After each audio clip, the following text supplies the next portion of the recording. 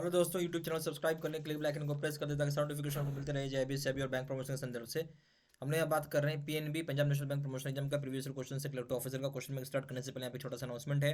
यहाँ पास PNB Punjab national bank का promotion exam का क्लर्क टू ऑफिसर का हमारे पास प्रॉपर कोर्स कंटेंट होता है जो कि क्लर्क टू ऑफिसर के लिए होता है, जो कि purely for PNB promotion exam के लिए बनाया जाता है, जहाँ आपको वीडियो लेक्चर कोर्सेज रहते हैं। पेपर 1 पेपर 2 का पूरा सिलेबस कवर किया जाता है। सारे सर्कुलर्स की वीडियोज होती हैं, नोट्स होती हैं, पीडीएफ में क्वेश्चन से डिस्कशन की वीडियोज होते हैं। 3000 सेट क्वेश्चन बैंक होते हैं, 20 मॉक टेस्ट होते हैं।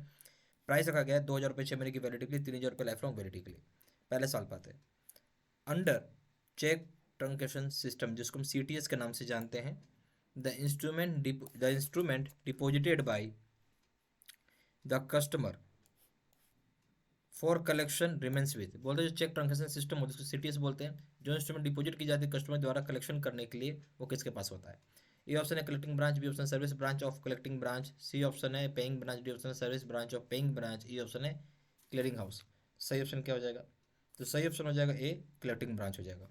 जो चेक ट्रांजेक्शन सिस्टम में जो इंस्ट्रूमेंट डिपॉजिट किया जाता है कस्टमर के द्वारा, वो किसके साथ रहता है? कलेक्टिंग ब्रांच के साथ रहता है। A option. क्वेश्चन नंबर 2 में आइए। In case where instrument is obtained by unlawful means, the holder of the instrument will not get any title as per, बोलता है अगर कोई इंस्ट्रूमेंट है किसी गलत तरीके से, जो इंस्ट्रूमेंट का होल्डर होता है उसके पास है, तो वो इंटाइटल नहीं है। किस चीज़ के लिए इंटाइटल नहीं है? कौन सा सेक्शन के तहत? ए ऑप्शन है section 58 of NI Act, B option section 48 of NI Act, C option section 89 of NI Act, D option section 128 of NI Act, E option none. जो सही ऑप्शन हो जाएगा वो ए हो जाएगा, सेक्शन 58 ऑफ एनआई एक्ट के तहत। ठीक है, जो सेक्शन 58 है आपका एनआई एक्ट के तहत, उसके तहत किसी गलत इंसान के पास यानी अनलॉफुल तरीके से इंस्ट्रूमेंट आ गया है या ले लिया है या चोरी कर लिया जो भी, तो इंटाइटल नहीं होगा वो। ठीक है, किसी भी प्रकार की प्रोटेक्शन के लिए। ए ऑप्शन है section 58 of NI Act. Question number 3। Banks are required to pay DICGC fee on, banks को पैसा पे करना पड़ता है डीआईसीजीसी का फी किस बेसिस पर? A option monthly basis, B option quarterly basis, C option half yearly basis, D option quarterly basis, E option है नन। तो सही ऑप्शन क्या हो जाएगा इस केस में? इस केस में सही ऑप्शन हो जाएगा आपका हाफ ईयरली बेसिस, आपको पैसा पे करना होगा। C option. क्वेश्चन नंबर 4 में आइए। एक्सपोजर टू सिंगल या group borrower up to 5% is to be provided after, जो एक्सपोजर होता है कि सिंगल या ग्रुप बोरोवर का 5% तक का है, जो कि प्रोवाइड कब किया जाता है? ठीक है, ये ऑप्शन है borrower consent to disclose the same in notes to bank accounts annual report, यानी बोरोवर मुंजूरी देता है कि डिस्क्लोज आप सेम चीज़ को कर सकते हैं बैंक के अकाउंट के एनुअल रिपोर्ट में। बी ऑप्शन है approval of board, C option है charging additional interest 2%, D option A and B, E option A B and C.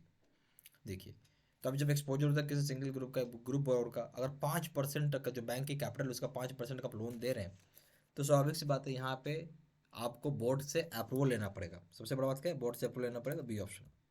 Question number 5 में आइए। Composite loan limit of dash can be sanctioned by banks to enable MSME enterprises to avail their working capital limit requirements through single window।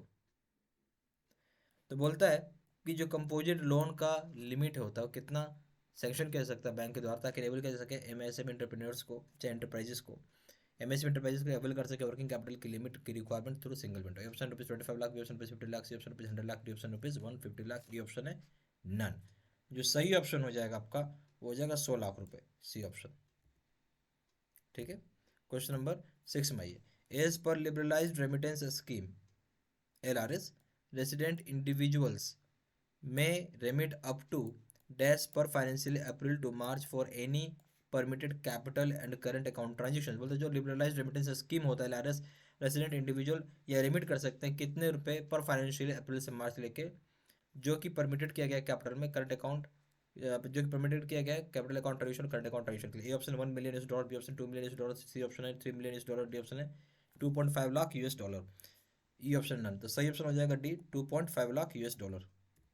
Question number 7 में आइए। Family income criteria per annum for DRA loans in rural and urban areas. Family income criteria क्या रखा गया है DRA schemes का rural और urban area में A option है ₹18,000, ₹24,000, B option ₹15,000, 24,000, C option ₹18,000, 36,000, D option ₹24,000, 36,000, E option none. जो family income की क्राइटेरिया डाली गई है, हम बात कर रहे हैं यहाँ पे DRI लोन्स का, ठीक है। तो रूरल एरिया में है आपका 18,000 रुपये, ठीक है, और अर्बन एरिया में है आपका 24,000 रुपये। सही ऑप्शन, ये पूरे साल का है ना। पर एनम 18,000 रुपये रूरल एरिया का, पर एनम है अर्बन एरिया में 24,000 रुपये, ये ऑप्शन। क्वेश्चन नंबर 8 में आइए, what is the floor limit minimum and maximum in case of CRR। Floor limit क्या रखा गया है मिनिमम और मैक्सिमम CRR के संदर्भ में।